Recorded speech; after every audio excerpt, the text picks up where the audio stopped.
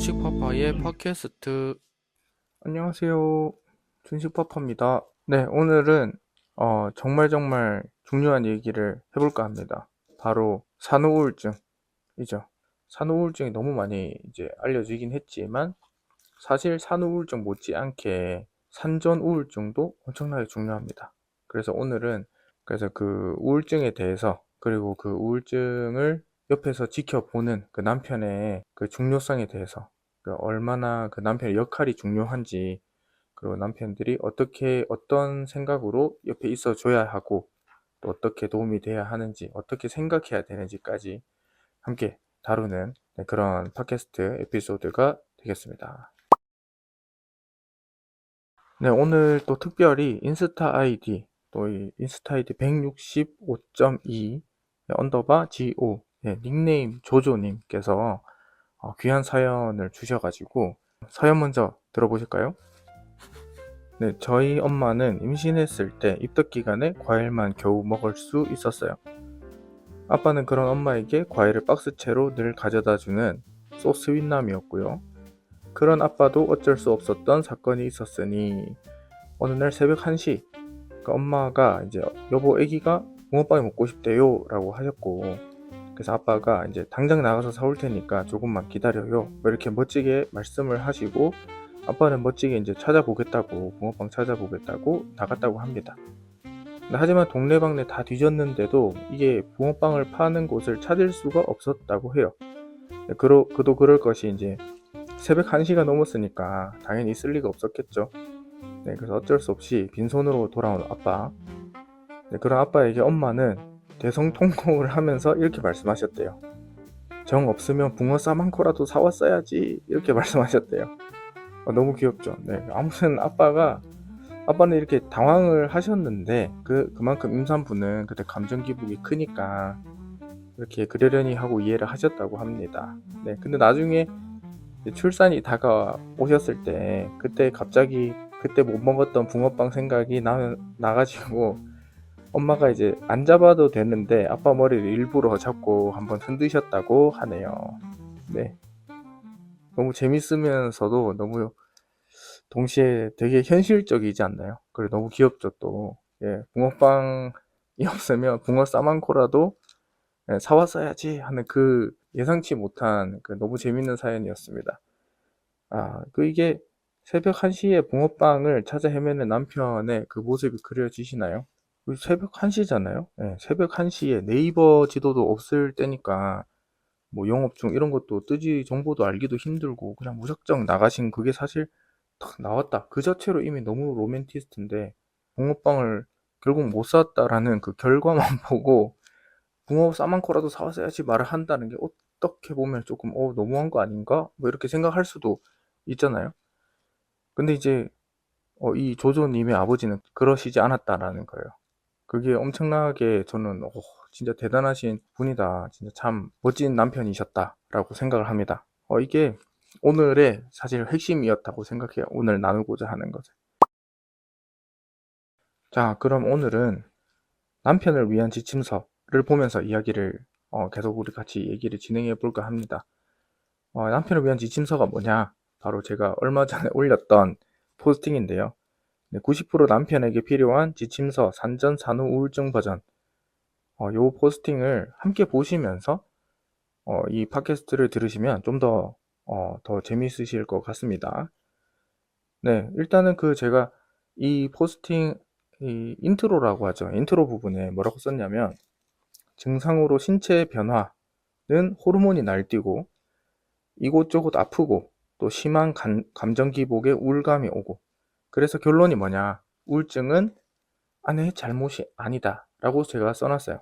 그래서 이게 가장 중요한 문장이죠. 우울증은 아내의 잘못이 아니다. 자, 산후우울증 실제로 통계를 보면은 산후우울증은 85%나 걸린대요. 보통 이제 거의 이제 10명 중 8, 9명 정도 된다라는 거죠. 엄청난 거죠. 근데 이제 이 산후우울증이 산전우울증 증상이 제대로 이제 케어받지 못했을 때 그때 산후우울증이 발현될 가능성이 훨씬 높다고 합니다. 그래서 전혀 이제 산전우울증도 관련이 없는 게 아니다. 그래서 우리가 이제 같이 얘기해 봤으면 해요. 그래서 지금 오늘 얘기하고자 하는 내용을 모르고 있다가 갑자기 그런 상황을 만나잖아요. 그러면은 우리 와이프는 원래 안 그랬는데 갑자기 왜 이러지? 약간 이렇게 당황할 수도 있고, 그래서 당황하다가 왜 그러냐 하다가 이제 안 그랬는데 왜 그러냐, 뭐 이게 그렇게까지 짜증낼 일이냐 하다가 대참사가 일어나는 거겠죠. 그런 모습을 보이지 않도록 우리가 오늘 얘기하고자 하는 내용들을 잘 숙지하면 좋겠습니다. 네, 그럼 이제 본격적으로 90% 남편에게 필요한 지침서 산전, 산후, 우울증 버전 하나씩 살펴볼게요. 첫 번째, 아내는 감정이 아니라 호르몬과 싸우고 있다. 네, 실제로 임신하면 뭐 에스트로겐, 프로게스테론 뭐 이런 그런 호르몬 수치가 급격하게 변한다고 합니다.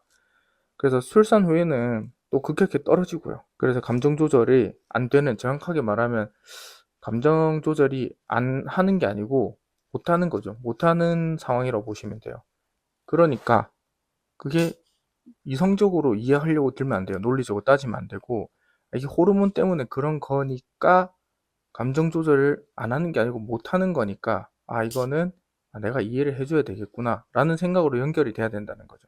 그래서 그렇게 생각을 해야만 우리 남편들도 더 넓은 마음으로 지금 감정 조절 안 하는 게 아니고 못 하는 거다 이렇게 생각을 할 수 있으면 그게 나한테도 좋다 이 말이에요. 그래서 그래야 내가 또 짜증을 받아줄 수도 있고 더 넓은 마음으로 이해를 해줄 수 있지 않을까 생각을 합니다. 그 조조님 사연, 아버지 보세요. 딱 감정 기복이 뭐 임산부는 크니까 이해했다라고 하시잖아요. 얼마나 멋있어요. 네, 두 번째, 우리는 같은 배를 타고 있다라는 사실을 자주 소통하고 인지하라. 그 제가 밑에 보면은 여기 꿀팁 해가지고 꽃 한 송이라도 사서 먼저 주면서 말을 하면은 훨씬 더 좋은 분위기로 대화를 시작할 수 있다 이렇게 썼죠.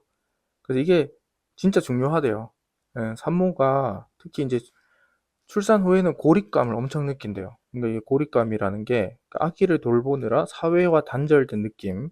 남편은 회사 가서 사람들 만났는데 나만 집에서 혼자 뭐 이런 생각이 든다고 합니다. 그래서 우리는 팀이다. 우리는 같이 가고 있다.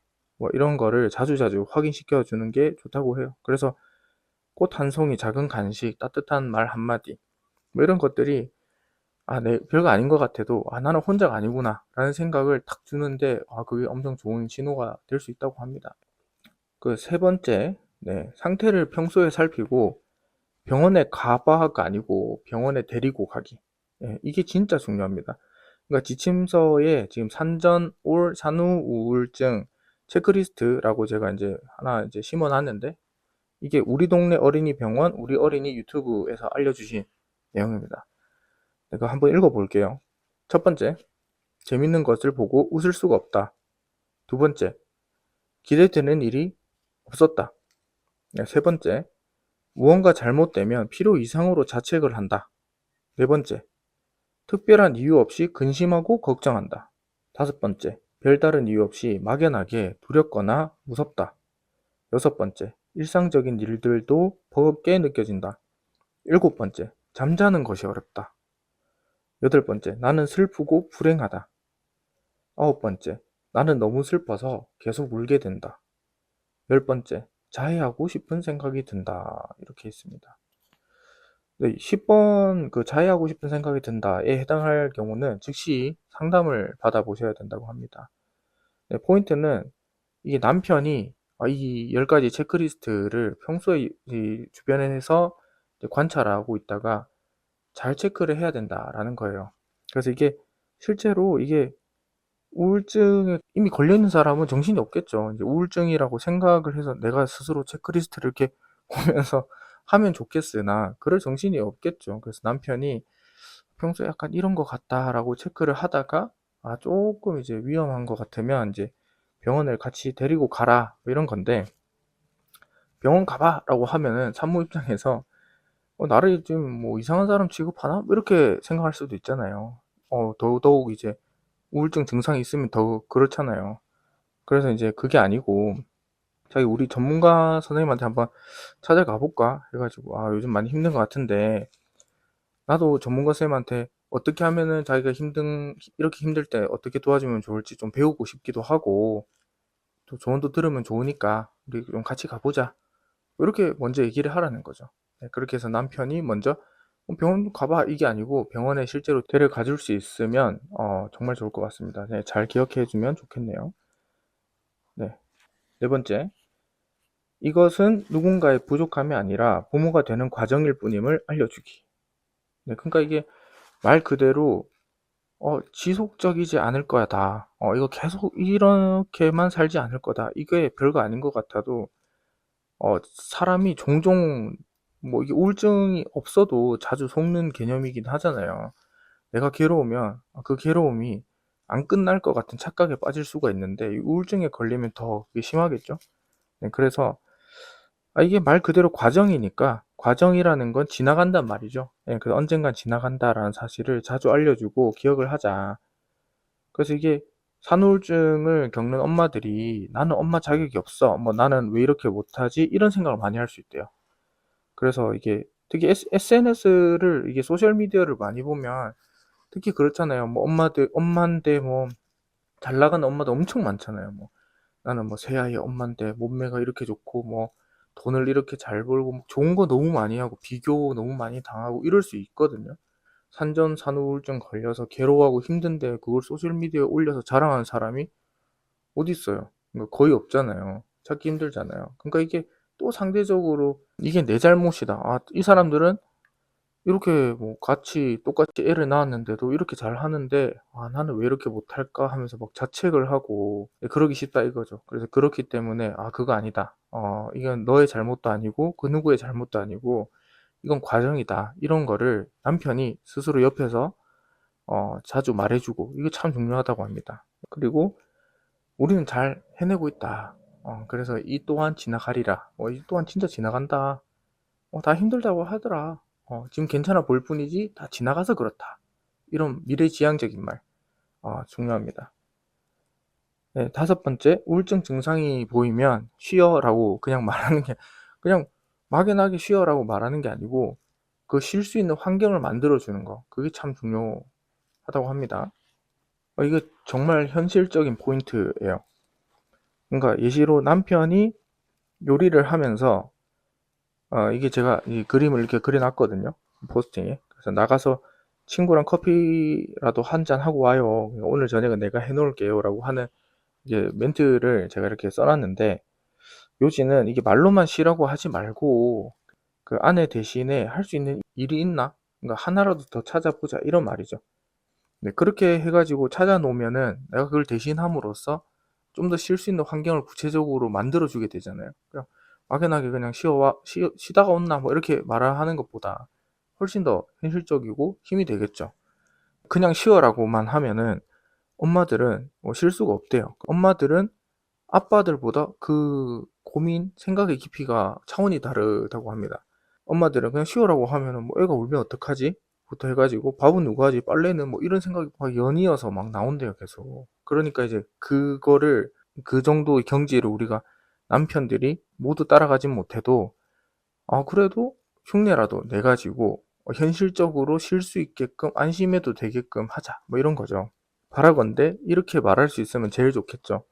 그러니까 자기 오늘 오후 3시부터 아기는 내가 완전히 책임질 테니까 자기는 카페 가서 친구를 만나든 뭐 집에서 잠을 자든 뭐 편하게 쉬어라. 나한테 연락도 안 해도 되고 그냥 내가 다 알아서 할게. 이렇게 말할 수 있으면 제일 좋겠죠. 근데 이런 거 뭐 실제로 하기 어떻게 가능하겠나? 뭐 이렇게 생각이 들 수도 있잖아요. 근데 그걸 가능하게 하는 사람이 그 지지 부부의 남편분, 송캠프 님인데 그분 인스타, 지지 부부 인스타랑 뭐 유튜브 좀 찾아보시고 송캠프 님이 그 아내분한테 어떻게 하는지 한번 보고 오세요. 저도 그분 보면서 이렇게 해야겠다. 정말 많이 배우고 따라하고 싶습니다. 완전 교과서입니다, 교과서. 예. 자, 여기까지 5가지 지침을 함께 살펴봤는데요. 그러니까 지침서 마지막 페이지에 보면은 이런 내용이 있어요. 산전 우울증이 잘 해결되지 않았을 때 산후 우울증 확률이 높아진다. 그리고 산후 우울증 증상을 보면은 엄마라는 새로운 정체성이 갑자기 생겼죠. 아기가 진짜 태어남으로 인해서. 그다음에 경력 단절 같은 거 이제 생길 수 있잖아요. 많이들. 그러니까 무기력감도 생기고 그 육아 난이도가 아기가 순하면 좋은데 그렇지 못할 경우도 있고, 아기가 예민하거나 뭐 수면 패턴이 또 박살을 나잖아요. 뭐 두세 시간 단위로 깨니까 아기들이, 신생아들은. 융화 난이도가 헬로 가고, 뭐 그러면 또 아이가 심지어 아파요. 그때 스트레스도 엄청나고, 또 그리고 이제 아기 말고도 원래 이제 가족들 간에 뭐 문제가 있거나 등등, 뭐 이런 원인들에 의해서 이게 스트레스가 심해지면은 산후우울증은 출산 후 최대 1년까지도 발생할 수 있다라고 합니다. 예, 1년이에요, 1년. 여러분, 출산하고 끝나는 게 아니고 1년 동안 계속 될 수 있는 거예요. 그래서 가장 무서운 거는 치료하지 않으면 이게 엄마뿐만 아니라 아기 발달, 그러니까 정서에도 영향을 미칠 수 있다는 거죠. 그러니까 우울한 엄마가 아기랑 상호작용하기가 힘드니까 이제 아기 정서 발달에 영향을 주거든요. 우리 동네 어린이 병원, 우리 어린이 유튜브에 보시면 선생님들이 그 말씀해 주시는 한 사례 중에 하나가 나오는데, 이게 너무 불안해져가지고 엄마가, 내가 아이를 안으면 떨어뜨릴 것 같다라는 생각을 한대요. 근데 이제 그게 그냥 그렇게 생각하고 끝나는 게 아니고, 내가 아이를 안으면 떨어뜨릴까봐 불안하니까 아이를 못 안겠대요. 그까지 간다는 거죠. 그러니까 엄마가 애를 못 안으면 애기 또한 상호작용을 엄마랑 해야 되는데 못하게 되고 정서 발달에도 영향이 안 좋겠죠, 당연히. 네, 이런 일들이 생긴다고 합니다. 네. 자, 오늘 조조님의 사연과 함께 산전우울증, 산후우울증, 그리고 남편의 역할에 대해서 이야기를 나눠봤습니다. 네. 그 조조님의 사연에서 가장 중요한 게 뭐였을까요? 바로 아빠가 감정 기복이 크니까 이해했다. 그 마음가짐이 아니었나, 그렇게 저는 생각을 합니다. 물론 쉽지 않아요. 이게 남편도 사람인지라 피곤하죠. 힘들 거거든요. 근데 그래도 아내는 감정과 싸우는 게 아니라 호르몬과 싸우고 있다. 그리고 우리는 같은 배를 타고 있다. 그리고 이건 누구의 잘못도 아니고 부모가 되어가는 과정이다. 그리고 이것도 반드시 지나간다. 네, 이런 얘기들 제가 같이 나눠서 봤습니다. 이런 것들을 반드시 기억하고, 평소에 뭐 이런 말 잘 못하시는 분들이라도 이때만큼은 진짜 필요한 것 같아요. 네, 그러면 오늘 방송은 여기까지 하고 마치도록 하겠습니다. 조조님 사연 너무 정말 정말 감사하고요. 여러분들도 그 조조님 사연처럼 그 너무 재밌는 이야기들, 어떻게 뭐 이렇게 우울증 관련해가지고 감정 기복 있죠. 네, 그런 재밌는 스토리 있으면 여러분들 이야기도 궁금합니다. 그래서 댓글로 많이 나눠주시면 좋겠고요. 여러분들 사연도 기다리고 있거든요. 그래서 춘식파파 이메일로 많은 사연들 부탁드리고, 또 저는 또 다음에도 뭐 임신, 출산, 육아 관련해가지고 재밌는 에피소드 혹은 또 유용한 정보로 다시 찾아오도록 하겠습니다. 네, 오늘도 청취해주셔서 너무 감사하고요. 네, 다음에 또 찾아뵙도록 하겠습니다. 춘식파파였습니다. 감사합니다.